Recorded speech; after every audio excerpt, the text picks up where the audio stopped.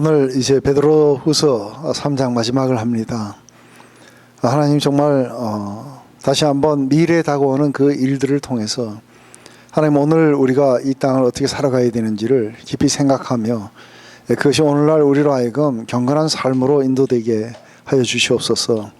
다시 한번 우리가 말씀을 하나하나 이렇게 풀어갈 때 우리 안에 있는 모든 궁금증만 없애는 게 아니라 이 말씀이 우리들에게 실제로 실감되게 하셔서 아버지 이 땅에서 당신의 모든 영광과 존귀와 찬송이 될 수 있도록 우리를 인도해 주시옵소서. 예수님의 이름으로 기도드립니다. 아멘. 우리 베드로후서 3장 1절부터 9절까지 먼저 한번 읽어보십시다. 사랑하는 자들아, 내가 이제 이 둘째 편지를 너희에게 쓰노니 이 두 편지로 너희의 진실한 마음을 일깨워 생각나게 하여 곧 거룩한 선지자들이 예언한 말씀과 주 되신 구주께서 너희의 사도들로 말미암아 명하신 것을 기억하게 하려 하노라.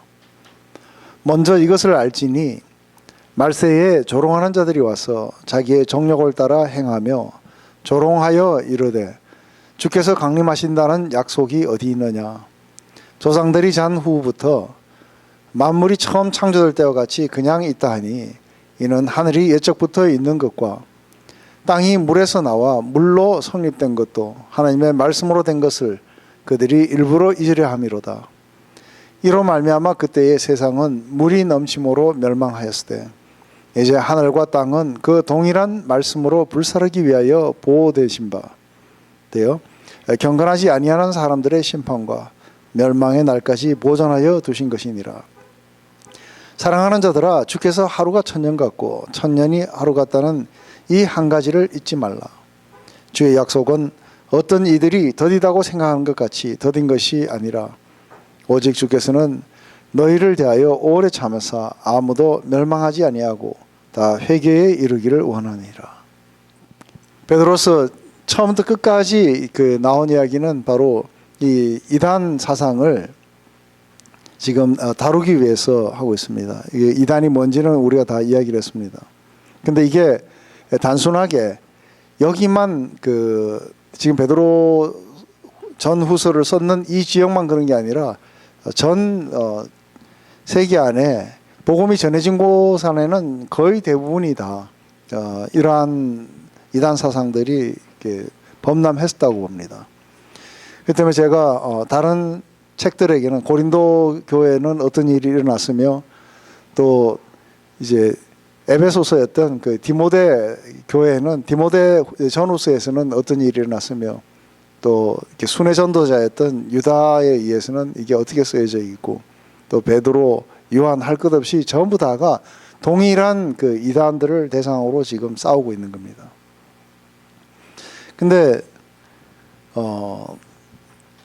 이제 우리 지난 시간에 마지막 그 2장의 마지막 부분은 그렇게 진리를 알고 난 뒤에도 자기를 그렇게 사신 주님을 부인하고 의의 길을 떠나서 그리스도에게 순종하기를 거부하는 이 사람들은 차라리 그러니까 복음을 듣지 않았던 것이 훨씬 더 나을 거라고 이 이야기를 하시는데, 우리 이렇게 보면은 예수님이 기적과 이적을 많이 행하셨던 가버나움과 고라신, 베세다 이것을 갖다가 한번 이렇게 저주하시는 장면들이 나와요, 그죠?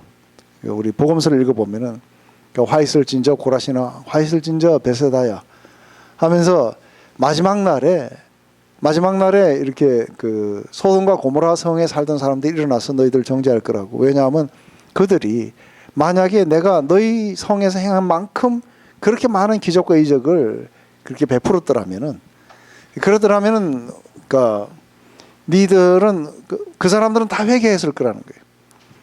근데 오히려 베세다나 아니면 가버나움에 또 아니면 고라신에 여기에 가서 이만큼 많은 이적과 기적을 행했는데도 불구하고 이들은 회개하지 않았다는 거예요.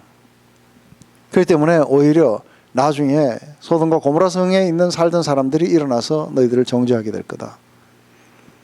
그 안에서 나중에 심판에 뭐 등급이 있는지 없는지 모르지만 이게 이제 회개하자는 성에 대한 주님의 그런 안타까움을 나타내는 말씀인지 그건 모르겠어요. 그렇지만 베드로전서 베드로후서 2장에도 마찬가지로 이렇게 그러니까 주님의 도를 받고 안에 들어와 가지고 그러고 나서 이단으로 빠진 사람들을 많이 봐요. 이 사람들은 이거 왜 빠지게 되는지도 오늘 이야기가 나와요. 그 안에 결국은 그렇게 빠지게 되면서 그러니까 자기를 사신 그런 주님을 부인하기도 하고 또 자기에게 복음을 전했던 자들을 대적하기도 하고 이게 참 웃지 못할 그런 일들이 일어납니다.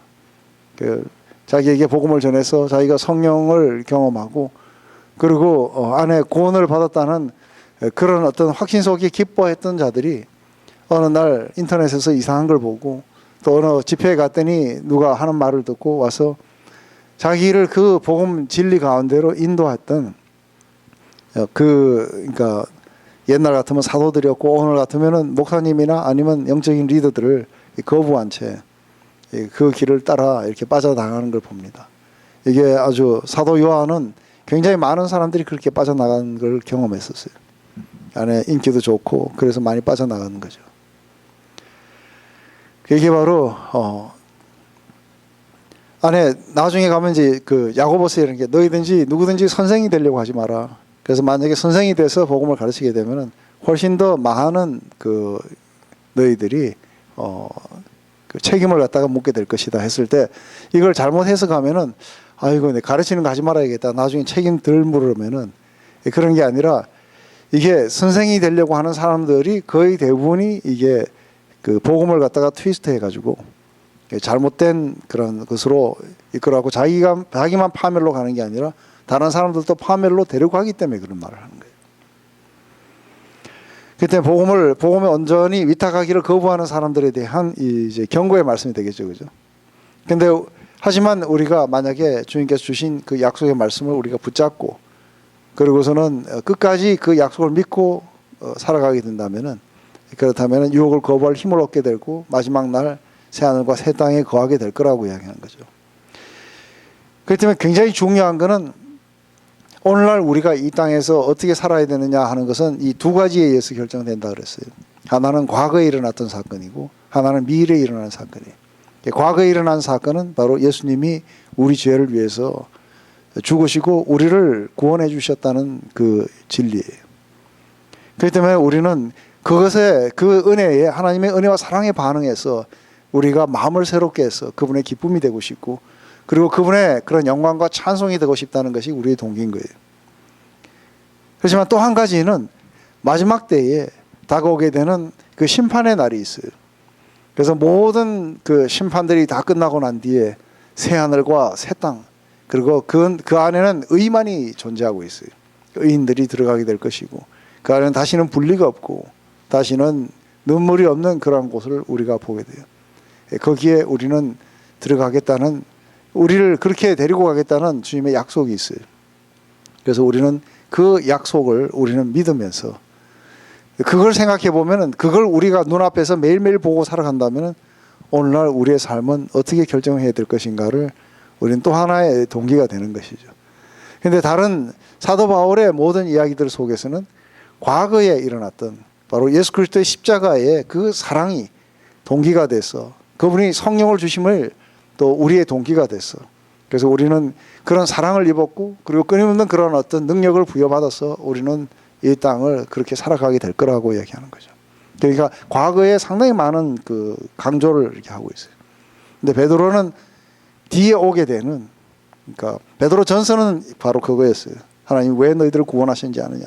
너희들은 왕 같은 제사장이고 하나님의 소유된 백성이며 그리고 거룩한 나라다. 하나님 왜 그렇게 하셨냐면 바로 너희들을 통해서 하나님의 아름다운 그런 영광들을 온 땅에 드러내기 위한 목적이었다. 그렇기 때문에 너희들은 이렇게 살아야 된다 하는 것은 바로 이 과거의 이야기였어요. 근데 베드로 후서에는 이단들이 그 앞에 부분을 갖다가 지금 하는 것보다 이 뒤에 부분에 지금 치중이 돼 있어요. 그죠? 그래서 거의 대부분 이단들이 보면 요한계시록이나 이런 걸 가지고 마지막 때에 뭐 어떻게 될 것이다 하는 그 이야기를 가지고 많이 이야기를 하게 돼요. 근데 안에서 이제 오늘날 그 몇 월 며칠 날 오신다고 하는 그 이단들은 그래도 오시니까 그래도 우리가 이렇게 준비하자고 이렇게 이야기할 수 있겠지만 아예 이제 안 온다고 이야기하는 그런 건 없다. 부활은 그냥 우리의 영적인 부활이지 육신의 부활은 아니다. 그렇게 해석하면 안 된다. 이렇게 하는 사람들이 나타나게 되면은 이제 우리의 삶은 이제 완전히 유혹에 힘을 잃게 되는 것이죠. 그렇기 때문에 약속, 뒤에 오는 그런 약속은 우리 안에 소망을 낳게 되고 이 소망은 우리가 이 땅에서 유혹을 이기고 살아갈 수 있는 경건한 삶으로 우리를 인도하게 되고 또 우리가 의인들이 거하게 되는 새하늘과 새 땅을 우리가 열렬히 사모하고 그렇게 된다면은 바로 그 열렬히 사모하는 그 주님이 오시게 될 때까지 흠도 없이 점도 없이 그렇게 주님에게 발견되기를 소망하게 되겠죠. 그죠? 이게 바로 앞에 거든 뒤에 거든 모두가 다 우리를 갖다 경건한 삶으로 인도해 갈 거라는 것이죠. 그러니까 한번 이렇게 생각을 해보면 제 삶 안에 가장 그렇게 경건하게 살았던 그러한 삶은 이 과거의 사건과 미래의 사건이 함께 같이 제 영혼에게 굉장히 많은 영향을 미쳤을 때는 그때는 모든 면에서 정말 점과 흠도 없이 이렇게 주님 앞에 발견되기를 소망하며 날마다 찬송이 내가 그곳에 이르렀을 때 주님의 영광을 바라보면서 그 보좌 앞에서 내가 받게 될 그 기쁨들 이런 것들을 생각하게 될 때에 사실은 그게 제 모든 영혼을 감싸고 있었기 때문에 그 안에 이 땅에서 어떻게 살아가야 되고 하는 그러한 것들이 저에게 굉장히 중요한 그런 역할들을 했겠죠. 근데 이 재림을 갖다가 마지막에 심판도 부인되고 예수님이 다시 오시는 것을 갖다가 부인하게 된다는 거죠. 부인하게 되면 우리의 믿음이 무너뜨려진다고 이야기하는 거예요. 그래서 실제로 사도 바울의 시대 때도 그런 게 있었어요. 그래서 고린도전서 15장은 부활에 대해서 이야기해요. 어떤 사람들이 부활이 지나갔다고 그렇게 이야기하는 거예요. 만약에 부활이 없다면 마지막에 예수님이 다시 재림하시는 게 없다면 그렇다면 우리의 모든 믿음은 다 헛것이며 우리는 여전히 죄 가운데 있을 것이며 그리고 이제 우리들은 안에서 우리가 죄 가운데만 있을 뿐 아니라 이 세상에서 어느 누구보다도 불쌍한 게 크리스찬들이다. 왜냐하면 부활이 없다면 오늘날 여기서 우리가 먹고 마시고 놀자 할 거 아니냐. 근데 다른 사람은 다 그래도 즐겁게라도 살았는데 우리는 즐겁게 살지도 못하고 그래서 망한 제일 망했다는 거죠. 만약에 부활이 없다면. 그러면서 이제 부활에 대해서 설명을 해줘요. 디모데후서에도 마찬가지예요. 디모데후서에도 안에 이 사람의 이름까지 나와요. 디모데후서 17장 17절 18절에 보면은 후메네오와 이게 빌레도라는 사람이 있는 거예요. 그래서 후메네오와 빌레도라는 사람이 나타나가지고 부활이 지나갔다고 그렇게 이야기하고 사람들의 믿음을 갖다가 무너뜨리고 있다고 이야기를 해요. 그 안에 그러니까 예수님의 부활마저도 육체적인 부활이 아니었다고 그렇게 주장하는 사람들이 많이 나타나요. 그런데 만약에 예수님이 우리를 죄를 위해서 육체적으로 죽으셨다는 것을 갖다가 믿는데 육체적으로 부활하시는 걸 안 믿으면은 우리의 그런 신학 안에는 어떤 구멍이 생기게 되느냐면 모든 죄의 삭은 사망이에요. 그렇기 때문에 예수님이 우리 죄의 삭스를 받고 지금 죽어 계신 거예요. 그리고 부활하지 않으신 거예요. 그렇기 때문에 안에 아직도 뭐예요? 아직도 우리의 죄값을 치르고 계시는 중에 계시에요. 그렇기 때문에 우리의 죄의 값은 완전히 아직 끝나지 않았어요. 우리는 여전히 죄 가운데 있게 될 것이고 하고 그렇게 얘기하는 거예요. 그런데 예수님이 그 죽음에서 부활하셨다는 사실은 이제는 우리의 죄값이 치러졌다는 얘기예요. 그리고 우리가 매일 예수님하고 높이는데 그 높이는 예수님이 죽어 계신 거예요. 예수님의 이름으로 기도한다는 것도 아무 의미가 없는 거예요. 안 그래요? 예수님이 죽어 계신데 예수님의 이름으로 죽은 자의 이름으로 기도하면 뭐합니까? 그렇기 때문에 만약에 예수님이 부활하지 않으셨다면 아직도 여전히 우린 죄 가운데 있을 것이며 그리고 우리의 죄값은 아직 완전히 끝나지 않은 거예요. 그리고 그분은 다시 사시지 않았기 때문에 우리가 기도해도 못 들어주세요. 그리고 온 세상을 다스리시는 주가 되실 수가 없는 분이세요. 근데 만약에 그분이 다시 사셨다면 그래서 그분이 육체로 사셨다는 것을 갖다 증명하기 위해서 도마가 여기에 손가락도 넣어봤어요. 뿐만 아니라 제자들하고 함께 같이 앉으셔갖고 식사도 하셨어요. 그래서 분명히 우리가 다시 만질 수 있고 또 식사도 하시고 그럴 수 있는 몸이라는 걸 갖다가 보여주신 거예요. 그렇기 때문에 만약에 예수 그리스도가 부활의 첫 열매가 되셨다는 것은 바로 그분이 그렇게 부활하셨듯이 우리도 모두가 다 부활하게 되고 예수님이 다시 오셔서 뭔가 역사의 어떤 한 시점을 종료하시고 그리고 심판을 통해서 만물을 새롭게 하시고 그리고 우리를 갖다가 그렇게 구원하시게 될 거라는 거죠. 바로 그렇기 때문에 우리는 예수님이 부활하시는 걸 믿는 게 아니라 우리도 부활하셨다. 우리도 부활할 거라는 거죠. 그래서 사도 바울에게는 그러니까 사도 바울의 모든 삶을 갖다가 전부 다 바꾼 게 두 가지라고 얘기를 해요. 그것은 바로 부활하신 주님을 만났어요. 그리고 성령을 받았다는 거예요. 이 두 가지가 도대체 자기에게 뭘 의미하는 걸까? 그래서 사도 바울의 이야기 속에서는 예수님을 전부 다 부활의 첫 열매로 이야기해요. 부활이라는 게 있을 수가 없다고 생각했는데 그렇기 때문에 그는 그냥 죽어서 지금 장사 지낸 바 된 채 그대로 있다고 생각했는데 그분이 부활하셨다면은 그래서 우리가 맨날 부르는 옛날에 많이 불렀던 거예요. 그죠? 그러니까 살아계신 주 나의 참된 소망. 그게 영어로는 그렇게 한다 그랬죠. 그죠? Because he lives. 그분이 살아계시기 때문에 I can face tomorrow. 나도 미래를 갖다가 그렇게 기대할 수 있는 거예요. 그 안에 나도 부활하게 될 거라는 거예요. 이 소망이 우리 안에 있는 거예요.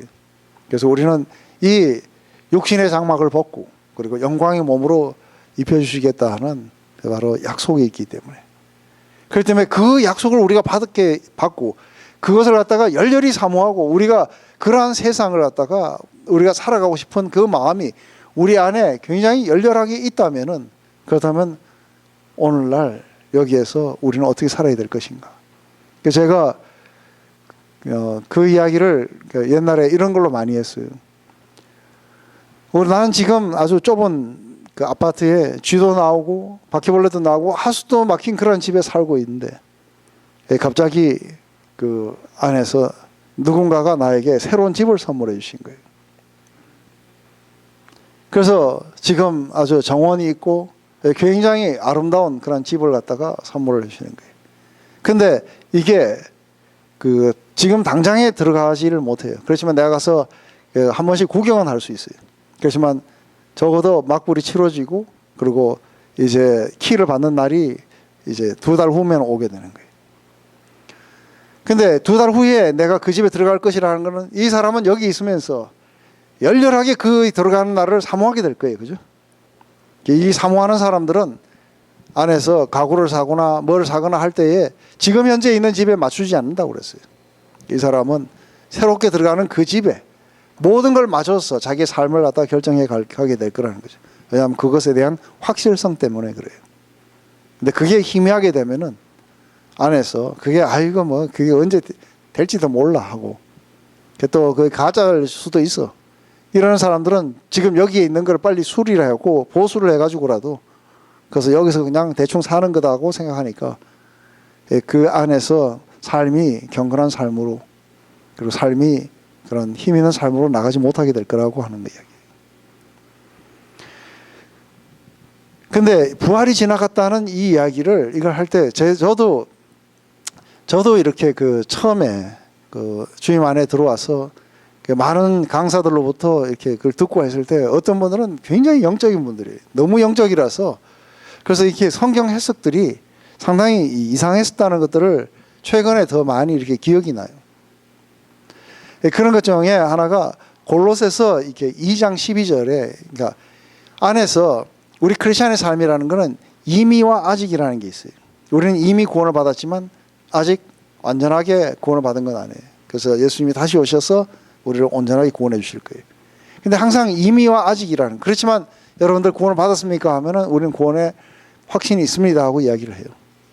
성령을 받았다는 것은 미래의 삶을 지금 내가 경험한 거예요. 그래서 성령을 보증금이라고 하는 거예요. 근데 안에서 이걸 갖다 잘 이해하지 못하게 됐을 때 이 모든 그 성경의 말씀을 갖다 문자 그대로 해석하는 사람들이 있었어요. 그 중에 하나가 골로새서 2장 12절이에요. 이 골로새서 2장 12절에 너희가 세례로 그리스도와 함께 장사되고 또 죽은 자들 가운데서 그를 일으키신 하나님의 역사를 믿음으로 말미암아 그 안에서 함께 일으키심을 받았다 하고 이야기하는 거예요. 그러니까 우리가 세례했을 때 그분과 함께 장사됐고, 그리고 그러니까 예수님이, 그러니까 하나님이 예수님을 갖다가 부활하셨다는 그것을 갖다가 우리가 믿게 됐을 때 우리도 그 안에서 우리는 부활했다고 이렇게 이야기하는 것처럼 보여요. 그렇기 때문에 안에서 우리는 이미 그렇게 된 존재들이라는 거예요. 그래서 그와 함께 하늘의 영역에 이미 우리를 앉히셨다고 이야기해요. 에베소서 1장에. 그렇기 때문에 우리는 실제적으로 그 눈에 보이지는 않지만 우리는, 우리의 그런 영적인 존재는 이미 그리스도와 함께 장사되고 그리스도와 함께 일어나서 이미 하늘의 영역 속에 우리는 그 주님과 함께 같이 앉아있는 상태에 있다. 그러니까 뭐 더 이상 뭐 일어날 게 뭐가 있겠냐는 거죠. 이런 걸 통해 가지고 육체적인 게 아니라 단순하게 영적으로, 그래서 육체적인 부활은 없다. 이미 영적으로 일으킴을 받았기 때문에 이게 이 사람들이 주장했던 것들이에요. 그래서 그 안에 실제로 굉장히 많은 사람들이 이미 거기에 있다는 것을 갖다가 우리가 믿게 되면 거기 있는 삶을 갖다가 우리가 살게 될 거다고 이야기하는데, 그것은 우리가 미래에 일어나는 그 이야기들을 성경을 통해서 지금 이곳에서 우리가 그것을 갖다 부분적으로 경험할 수 있다는 이 이미와 아직의 이 프레임을 갖다가 잘못 이해했던 거예요. 그렇기 때문에 우리는 구원을 받았습니까 했을 때 분명히 받았어요, 그죠? 근데 구원받은 상태가 이겁니까 했을 때 아니에요. 왜냐하면 우리는 예수님이 오셔서 온전한 구원을 주시기를 우리는 기다리고 있는 거예요. 그리스도와 함께 우리는 모두가 다 새롭게 일으키심을 받았습니까 했을 때 예, 그렇습니다 하지만 그럼 이게 부활입니까 할 때 아니에요. 우리는 육신에, 그래서 고린도서 15장에는 이 혈과 육은 하나님 나라를 유업으로 받지 못할 것이다. 그렇기 때문에 이것은 다 여기다 버리고 가게 될 거다. 그래서 썩을 것으로 심고 썩지 않은 것을 받고 영광스럽지 못한 것을 갖다가 버리고 나서 우리는 영광스러운 몸을 입게 될 것이다. 이게 바로 이게 크리스찬 소망이다 하고 이야기해 주는 것이죠. 그렇기 때문에 안에서 그게 실제로 그 거짓말이 아니다. 왜냐하면 우리는 난 실제로 그분이 영광스럽게 변하는 그 모습을 내가 직접 본 적이 있다. 그게 바로 변화산에서, 그것은 내가 공교하게 지어낸 게 아니라 내가 직접 봤다 하고 그렇게 이야기하는 것이죠. 그뿐 아니라 내가 본 것뿐만 아니라 예언의 말씀도 또한 그렇게 하셨다. 그래서 구약에 있는 모든 예언들이 바로 이 마지막 때에 어떤 심판이 있게 될 것이며 마지막 때에 이 주의 날이 어떻게 이루게 될 것이라는 것을 모든 선지서들이 이야기하고 있다. 내가 이야기한 것만 아니라. 그렇기 때문에 이 예언의 말씀이 우리를 갖다가 확신시키고 마지막 때 그 말씀이 우리가 모든 어두움 속에 살아갈 때 이게 등불처럼 우리에게 비춰줘야 된다는 거죠. 그래서 주님이 다시 오실 것이라는 것. 이게 우리가 유혹 속에 빠지고 우리가 뭔가 떨어져 나가게 될 때 마지막에 그분이 오셔서 우리를 완전히 구원하셔서 그리고 모든 세상들은 심판을 받고 우리는 의에 거하는 바 새하늘과 새 땅에 들어가게 하실 것이다. 이게 우리의 마음의 등불인 거예요. 그렇기 때문에 우리가 타락하고 싶고 우리가 완전히 떨어져 나가고 싶고 하는 그런 것이 올 때에 이 말씀들이 우리에게 마음속에 어둠을 밝히도록 우리 앞에 두어야 된다고 얘기하는 거예요. 그렇기 때문에 오늘날 내가 이야기하고 싶은 것은 바로 이 이야기들을, 그것이 이단들이 와서 부활이 없다, 그리고 주님의 재림이 어디 있느냐, 온 세상은 처음부터 끝까지 그대로 있었다 하고 이야기할 때에 그때 내가 너희들에게 그런 유혹에 빠지지 않기 위해서 이 말씀을 너희들이 생각나게 해주겠다는 거예요. 그래서 예언의 말씀들이 있었다는 거예요. 그 예언의 말씀 한두 가지만 이렇게 하면 말라기 4장 1절 2절에 이렇게 해요. 만군의 여호와가 이르노라. 보라, 용광로 불같은 날이 이르니 교만한 자와 악을 행하는 자는 다 지푸라기 같을 것이라. 그 이르는 날에 그들을 살라 그 뿌리와 가지를 남기지 아니할 것이로되 내 이름을 경외하는 너희에게는 공의로운 해가 떠올랐어 치료하는 광선을 비추리니 너희가 나가서 외양간에서 나온 송아지같이 뛰리라 라고 이렇게 얘기하는 거죠.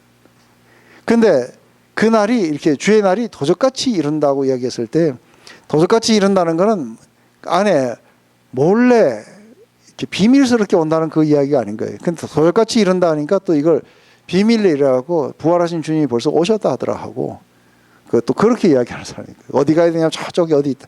그렇게 하지 말라는 거죠. 번개가 쳐서 동해에서부터 서해까지 다 알듯이 주의 강림하시면 그렇게 오실 거라고 이야기하는 거죠.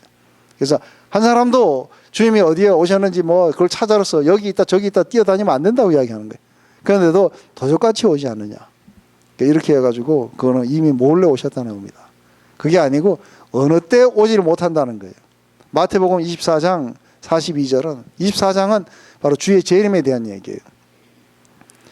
그러니까 어느 때 알지 못하기 때문에 깨어 있으라고 하는 거죠. 어느 날에 너희 주가 임할지 너희가 알지 못함이라. 그러니까 언제 오실지 모르기 때문에 우리는 항상 그 도덕에 대해서 경계를 하듯이 주님이 어느 때 오실지 모르니까 항상 우리는 오늘 오시든 내일 오시든 아니면 몇 년 후에 오시든 언제나 거기에 대해서 우리가 예비하는 마음으로 살자고 하는 이야기를 한 것을 거짓 교사들은 또 다르게 얘기했겠죠. 근데 이들이 주장했는 가장 중요한 부분이 어디에 나오냐면 4절에 나와요. 주께서 강림하신다는 약속이 어디 있느냐. 주님이 오신다는 약속이 어디 있느냐. 왜냐하면 조상들이 잔 후로 만물이 처음 창조될 때와 같이 그대로 있다는 거예요. 한번 봐보라고. 지금 우리가 보고 있는 이 피조 세계가 아니 처음 창조됐을 때부터 지금까지 뭐 바뀐 게 뭐가 있냐는 거예요. 우리가 인간들이 뭐 안에서 광석 채취해내고 좀 오염시키고 한 거 빼놓고는 그냥 그대로 오늘이나 내일이나 1000년 전이나 2000년 전이나 이게 뭐 별다르게 달라진 게 뭐가 있겠냐는 거예요. 그대로 있지 않느냐. 그런데 지금까지 창조하셔서 지금까지 그대로 있는데 앞으로 뭘 또 일어나겠느냐 하고 이제 이렇게 하고 설득이 되는 거예요. 그래서 에이 그건 생각하지 말라고. 그래서 한번 자연의 법칙을 한번 생각해 보라고 하는 거죠. 그래서 자연의 법칙은 예나 지금이나 여전히 돌아가고 있고 수천 년 동안 해 떠지고 해가 뜨고 지고 달도 찼다 기울고 바다도 그대로 있고 항상 똑같은 것들을 반복하고 있지 않느냐. 그러니까 앞으로도 같은 날들이 계속 연속할 뿐이니까 그러니까 주님 오셔서 세상을 심판한다든지 이런 거를 믿을 필요가 없다. 근데 여기에 대한 베드로의 주장은 뭐냐면 그래 맞다. 하늘이 그렇게 생겨나고 그리고 땅이 물에서부터 나와서 물로서 형성이 되기 시작하고 그래서 하나님이 안에서 위의 물과 아래 물로 나누시고 그리고 땅을 드러나게 하시고 거기에다가 나무를 심으시고 하는 이런 이야기도 쭉 나와요. 그죠? 그러니까 처음에 어둠과 빛을 나누시고 하늘을 공창을 만드시고 이런 이야기들 쭉 하시는 거예요. 근데 그걸 어떻게 만들었냐는 거예요. 하나님이 말씀으로 만드시지 않았냐고 이야기하는 거예요. 그러니까 하나님이 말씀으로 그걸 만들으셨는데 동일한 말씀으로 그 세상이 처음부터 끝까지 그대로 있었던 게 아니라는 거예요. 그러니까 노아의 홍수를 한번 보자는 거예요. 노아의 홍수를 보면은 갑자기 이게 뭐예요? 모든 만유인類의 법칙을 벗어나서 하나님이 물로서 세상을 심판하셨다는 거예요. 그 세상은 예전과 같지 않다는 거예요. 그래서 하나님이 말씀으로 세상을 창조하시고 하나님이 말씀으로 옛날에는 물로서 온 세상을 갖다가 심판하셨던 그분이 동일한 말씀으로 온 세상을 불로서 심판하실 수 있도록 지금 현재 기다리고 계시다고 합니다. 그러니까 그걸 말미암아 창조하실 때부터 지금까지 조상들이 잔 후로 지금이나 예전이나 똑같으니 앞으로도 같을 거라는 게 아니라는 거예요. 말씀으로 그것을 창조하셨고 말씀으로 홍수로서 세상을 멸하셨고 그 동일한 말씀으로 온 세상을 불사르기 위해서 준비하고 계신다는 거죠. 그렇기 때문에 이는 하늘이 옛적부터 있던 것과 땅이 물에서 나와 물로 성립된 것도 하나님의 말씀으로 된 것을 그들이 일부러 잊으려 했다고. 이로 말미암아 그때에 세상은 물의 넘침으로 멸망하였으되 이제 하늘과 땅은 그 동일한 말씀으로 불사르기 위하여 보호하신 바 되어 경건하지 아니한 사람들의 심판과 멸망의 날까지 보존해 두신 것이다. 이게 베드로의 주장이었던 거예요. 5절 7절이. 그랬더니 거짓 교사들이 무시했던 건 뭐예요?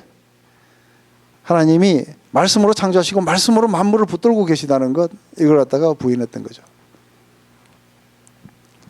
만약 이 사실을 갖다 생각한다면은 예수님이 오셔가지고 물리를 걸으신다든지 이러한 것들은 있을 수가 없는 거예요. 만유인류의 법칙에 다 어긋나는 거예요.